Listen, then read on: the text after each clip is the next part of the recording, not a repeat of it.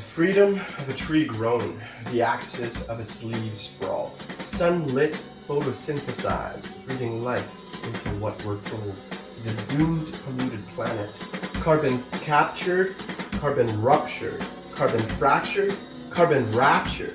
Get taken for another fossil-fueled ride and devour more fossil-fueled lives. We try to reproduce nature's perfection through our makeshift inventions, some of science, some of art, searching for a kind of social validation, longing for a deep-rooted connection, like a seed pushing hard against concrete to receive molecules of energy bursting from the sun, the burden of survival weighing cubic tons, convenient columns stacked one by one.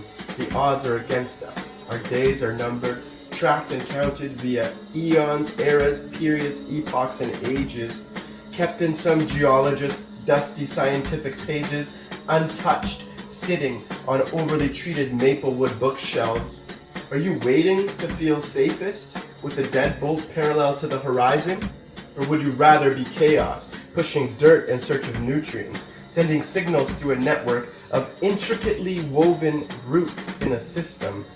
Its connectivity, the purest creativity, a deep-seated connection, underground creation's manifestation of the divine perfection, breathing air into the space, bringing life to the human form via our lungs. These days, trees are valued as a material, but dollars and cents don't compare to the ethereal, the surreal state of a tree bound to life underground. There is nothing worth searching for that cannot be found. So fight for something. Don't stand down. Each breath you breathe brings you closer to the ground. Your last stand, our big finale.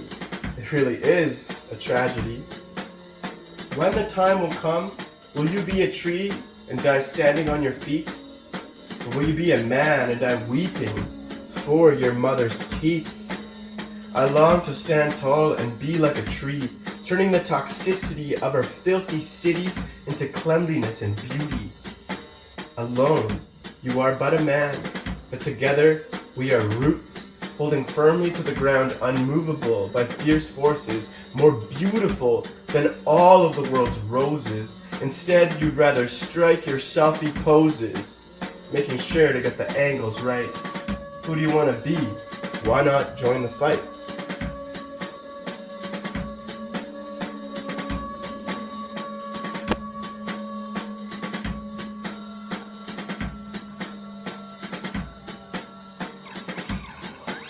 When I was a little kid, I used to hear these talk about loggers and logging, and a logger was kind of a hero.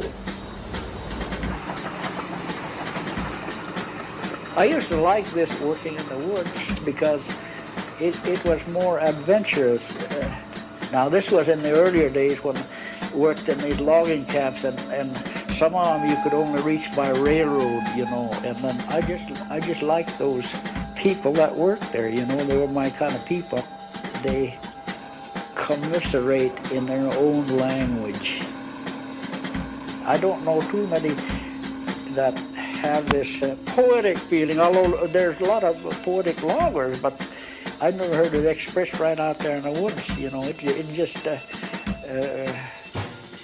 hard work, and if you don't look out, it'll kill you. So there ain't much romance in that. Nobody called them boots, they called them pork shoes. Now boots to them was something that a farmer wore when he was cleaning manure out of the barnyard, you know, and that would be demeaning to a logger. And yeah, they mean a lot, them shoes. Of course, your life depends on those shoes, because you don't want that foot slipping.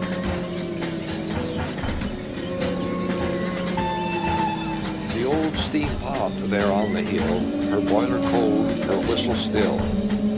The huge fur sled that held her tight has softened from the weather's might. Back in her young and fruitful day, she'd throb and hiss and pulse away. Her whistles on a morning clear were music to the logger ear. The puncher opened the throttle wide, showering sparks across the countryside. But price and market made her die, a silhouette against the sky.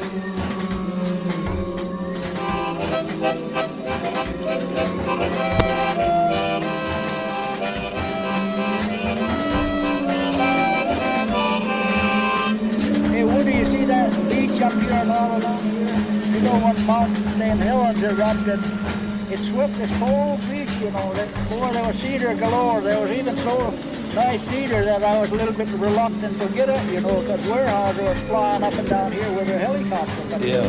they didn't seem to care. I got all my carving wood.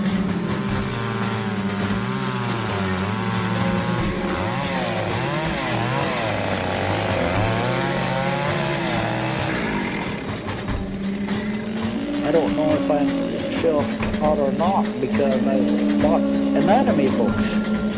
Because the more you know about the bone structure, the better you can carve these.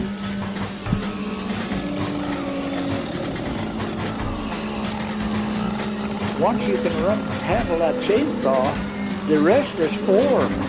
You can't teach form.